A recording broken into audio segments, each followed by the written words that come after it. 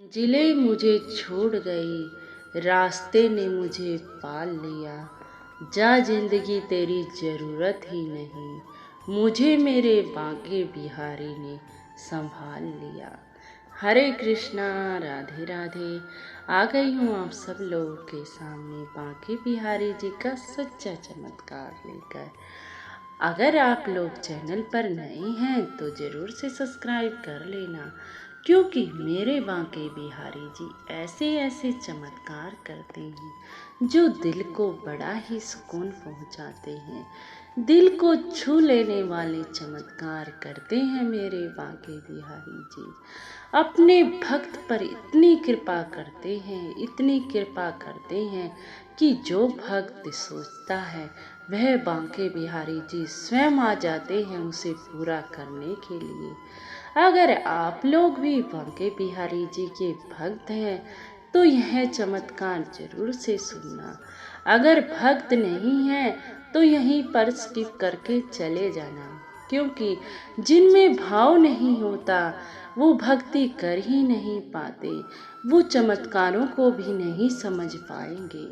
और जिनमें भाव होता है उनके साथ तो मेरे लाला रोज ही चमत्कार करते हैं, रोज ही उन्हें ऐसा अनुभव होता है कि आज हमारे साथ चमत्कार हुआ है। तो ऐसा ही चमत्कार दिल्ली में रहने वाले विकास कुमार जी के साथ हुआ, जिन्होंने यह चमत्कार अपनी आँखों से देखा। विकास कुमार जी ने बताया कि आज उनकी उम्र लगभग 75 साल की है। उन्होंने बताया कि मैं अपनी जीवन की घटना बता रहा हूँ जो मैंने साक्षात अपनी आँखों से देखी है कि मेरे बांके बिहारी जी, मेरे लड्डू गोपाल जी कितनी कृपा करते हैं। उन्होंने बताया कि मेरे पिताजी जो कि लड्डू गोपाल की सेवा करते थे और लड्डू गोपाल की सेवा करते करते उन्हें बहुत टाइम हो गया था। वो बांके बिहारी मंदिर भी जाते थे और लड्डू गोपाल की सेवा बांके बिहारी जी की सेवा मानकर ही किया करते थे। उनका यही भाव रहता था कि मैं बांके बिहारी जी की ही सेवा करता हूँ, क्योंकि कान्हा में तो बांके बिहारी जी ही बसे हैं। तो देखो, लगभग मैं आपको बता नहीं सकती तो 70 साल पुरानी ही बात है ये कि विकास जी के पिताजी जो कि बुजुर्ग हो गए थे, काफ़ी भक्ति सेवा करते करते वो हर अतिथि को ही बांके बिहारी जी मानते थे। वो कहते हैं ना, पता नहीं किस रूप में आ जाए भगवान, वही बात उनके साथ थी। वो कण कण में भगवान का निवास मानते थे, वो किसी भी व्यक्ति का दिल ना दुखाते थे। विकास जी ने बताया उनका स्वभाव ही ऐसा था कि हर व्यक्ति में कृष्ण बसे हैं। जो भी आता था घर पे पूरी सेवा पानी करते थे उसकी, दिल से तन मन धन सब कुछ वार देते थे उस पर। बस यही था उनका कार्य। उन्हें बांके बिहारी जी कई बार सपन में भी दर्शन देते थे और वह बताते थे कि आज बांके बिहारी जी ने मुझे दर्शन दिए। बांके बिहारी जी साक्षात आए मेरे सपन में, कई बार उन्होंने मुझे बताया। तो मैं बचपन से ही अपने पिताजी को ऐसे ही देखता आया था। बचपन से ही पिताजी इतने भावपूर्ण थे, इतनी भक्ति करते थे बांके बिहारी जी की। बस उनकी यही इच्छा थी कि मेरे प्राण जब भी छूटे वो वृंदावन की रज में ही छूटे और सामने मेरे बांके बिहारी जी हों। मेरी इतनी सी इच्छा है। अब काफ़ी उम्र हो चुकी थी, अब तो चल फिर भी नहीं पाते थे। तो क्या हुआ, वो बोले कि मुझे वृंदावन लेकर चलो। अब मैं अकेला ही बेटा था।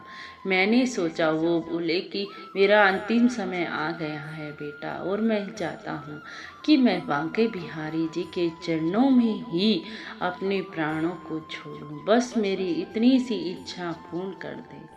मैं अपनी माताजी, अपने बच्चों के साथ अपने पिताजी को ले गया वृंदावन। क्योंकि कहते हैं ना, अंतिम इच्छा तो सभी की पूरी करनी चाहिए। तो जैसे मेरे पिताजी का भाव था बांके बिहारी जी के प्रति, लड्डू गोपाल के प्रति, मेरा भी ऐसा ही भाव हो गया था उनके प्रति। इतना तो नहीं था, लेकिन हाँ, थोड़ा बहुत लगाव हो गया था। मैंने सोचा, पिताजी कह रहे हैं कि मैं वृंदावन में ही अपने प्राण छोड़ना चाहता हूँ। मैंने गाड़ी की और मैं वृंदावन ले गया। जब तो सारा ही वृंदावन कच्चा था, मैं एक आश्रम में पहुंच गया। पहले तो मिट्टी के ही आश्रम हुआ करते थे। मैंने आसन बिछाया और अपने पिताजी को लेटाने लग गया, लेकिन मेरे पिताजी ने आसन पर लेटने से मना कर दिया। वो बोले, मैं तो ब्रज में ही लेटूंगा। आया कहाँ, आया भी तो इसीलिए हूँ कि ब्रज में ही मिल जाऊँ मैं। अब उन्होंने अपने पिताजी को ब्रज में लेटा दिया। अब उसके पिताजी जोर जोर से बोल रहे थे, बोल बांके बिहारी लाल की जय हो। उसके पिताजी कह रहे थे कि बस मेरी यही अंतिम इच्छा थी जो बेटा आपने पूरी कर दी, लेकिन एक इच्छा और है बेटा मेरी। मैं अपने जीते जी बांके बिहारी जी के दर्शन करना चाहता हूँ।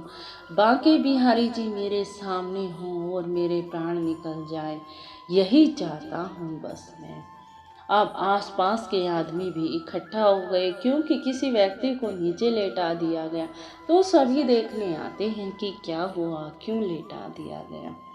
अब थोड़ी आदमियों की भीड़ लग गई। तभी एक छोटा सा 4-5 साल का घुंघरू वाले बालों का बच्चा आया और बोला, दादाजी मैं आ तो गया, आप मुझे ही बुला रहे थे ना।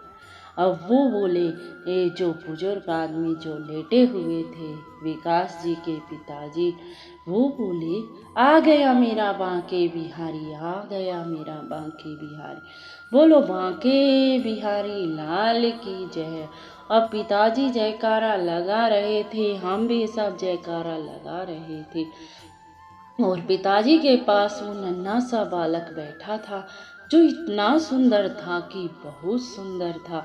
अब पिताजी ने जैसे ही उस बच्चे को देखा और बोला कि आ गए मेरे बांके बिहारी जी, उसी सांस में मेरे पिताजी के प्राण निकल गए।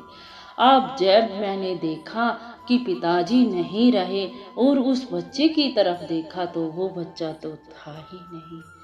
तभी मेरे हाथ पैर कांपने लग गए। मुझे समझ नहीं आ रहा था कि वो बच्चा कौन था। तभी मैंने अपने पिताजी की बात को याद किया कि मेरे पिताजी शुरू से ही कहते थे कि मेरी यही अंतिम इच्छा है कि जब मैं मरूं तो बांके बिहारी जी मेरे सामने हो। तो बांके बिहारी जी ने मेरे पिता की वो इच्छा पूरी की। बांके बिहारी जी स्वयं बच्चे के रूप में आए जब मेरे पिताजी मरने वाले थे। तो तभी से मेरा रोंगटा खड़ा हो जाता है जब मैं इस बारे में सोचता हूँ। मेरी भी आंखें भर आती हैं। कितनी कृपा करते हैं मेरे बांके बिहारी जी। जो भक्त मन में ठान लेता है, बांके बिहारी जी साक्षात आते हैं उसे पूर्ण करने के लिए। विकास जी ने बताया कि उस दिन से भी मैं परम भक्त बन गया बांके बिहारी जी का। जैसे मेरे पिताजी किया करते थे वैसे ही मैं करता हूँ। मेरी भी यही इच्छा है कि मैं अंतिम समय बांके बिहारी जी के चरण रज में ही अपने जीवन को का अंतिम पल गुजारूं। बस मेरी यही है इच्छा। मैं भी बांके बिहारी जी के गुणगान और राधा रानी के गुणगान में लगा रहता हूँ। तो देखा भक्तों, मेरे बांके बिहारी जी कितनी कृपा करते हैं। अगर भक्त मन में भी सोच लेता है तो बांके बिहारी जी तुरंत आ जाते हैं उसे पूर्ण करने के लिए। बोल मेरे बांके बिहारी लाल की जय। बोल राधे रानी सरकार की जय हो। अगर आपको चमत्कार कुछ पसंद आया हो, कुछ दिल को छुआ हो, तो लाइक शेयर और कमेंट में राधे राधे जरूर लिख देना जी, जरूर लिख देना जी। चलती हूँ, राधे राधे राधे राधे राधे।